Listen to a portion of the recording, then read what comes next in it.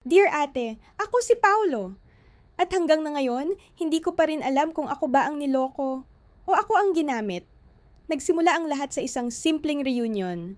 College friends, tawanan, inuman, mga kwentong, naaalala mo pa ba to? At doon ko siya ulit nakita. Si Mara. Asawa ng barkada ko, si Jerome. Ate, dati ko na siyang crush. Pero hindi ko inamin, kasi si Jerome ang nauna. At masaya naman sila. O yun ang akala ko. Nang gabing yon, napansin kong tahimik si Mara. Hindi siya katulad ng dati na palangiti. Pag uwi ko, may nag-message. Paolo, salamat sa pagpunta. Buti ka pa marunong makinig? Doon nagsimula ang lahat. Araw-araw na chat. Hanggang madaling araw. Hanggang sa umamin siya, hindi na raw siya masaya sa asawa niya. Hindi na niya ako nakikita, sabi niya. Ate, alam kong mali. Alam kong kaibigan ko ang asawa niya. Pero bakit ganun? Habang pinipigilan ko, lalo akong nahuhulog. Hanggang sa isang gabi, umulan ng malakas. Tumawag siya. Paolo, pwede ba kitang makita? Ngayon na? Dinala niya ako sa isang maliit na hotel sa Quezon City. Umiiyak siya. Nanginginig. Pagod na ako, sabi niya. Pagod na akong magpanggap. At sa kahinaan ko, niyakap ko siya. Isang gabi, ate. Isang gabi na binura ang lahat ng tama at mali. Akala ko pagkatapos noon, iiwan niya si Jerome. Pero kinabukasan, hindi ko na siya makontakt. Out of coverage, tinawagan ko si Jerome. Hindi rin sumasagot. Pagkalipas ng 2 linggo, may natanggap akong imbitasyon. Kasal. Kasal ni na Jerome at Mara. Napaupo ako. Hindi ba kasal na sila? Tanong ko sa sarili ko. Civil wedding lang daw pala noon. Ito na ang church wedding. Ate, hindi ko alam kung pupunta ako. Pero pumunta ako. Kailangan kong makita ang sagot. Sa simbahan, nakita ko sila. Masaya. Ngumingiti. Parang walang nangyari. Nang matapos ang seremonya, lumapit sa akin si Mara. Salamat sa pagpunta, bulong niya. Tinitigan ko siya. Gusto kong sumigaw. Gusto kong magtanong. Bakit? Ang nasabi ko lang. Ngumiti siya. Sorry, Paulo. At lumayo. Akala ko hanggang doon lang. Akala ko isa lang akong pagkakamali sa buhay niya. Hanggang sa isang buwan ang lumipas, may kumatok sa pintuan ng kondo ko. Si Jerome, namumutla. May hawak na folder. Pare, sabi niya, nanginginig ang boses.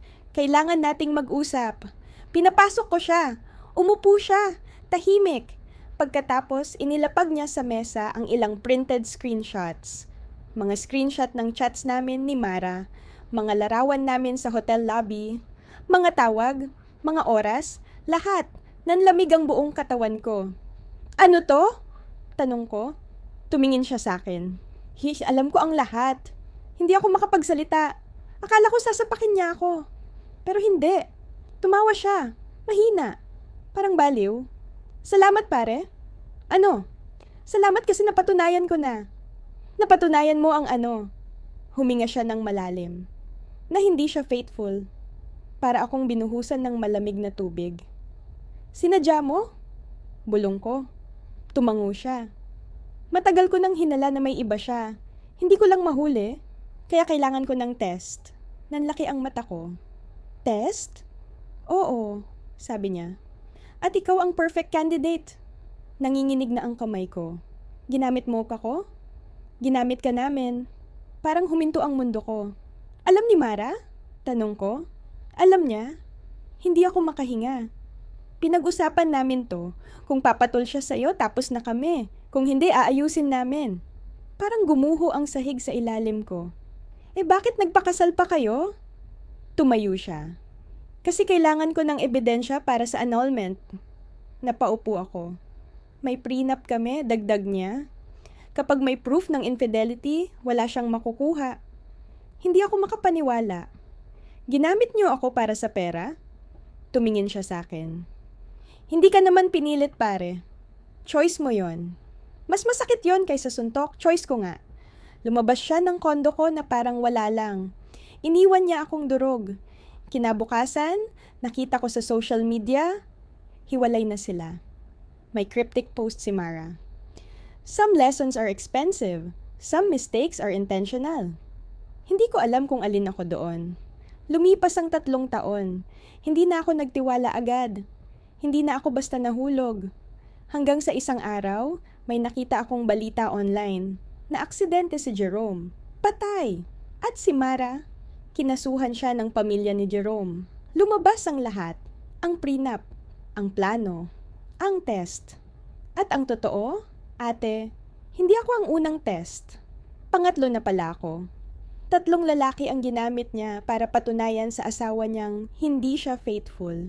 3 pusong sinira para sa isang laro ng ego at pera. Doon ko na-realize, hindi ako ang kabet. Hindi rin ako ang biktima. Isa lang akong pawn sa isang larong matagal nang nakaset up. At hanggang ngayon, tuwing umuulan, hindi ko naaalala ang halik niya. Naalala ko ang katotohanan na minsan ang pinakamapanganib na pag-ibig ay yung pag-ibig na hindi pala totoo. Lubos na naloko, Paolo. Sana mabasa niyo ang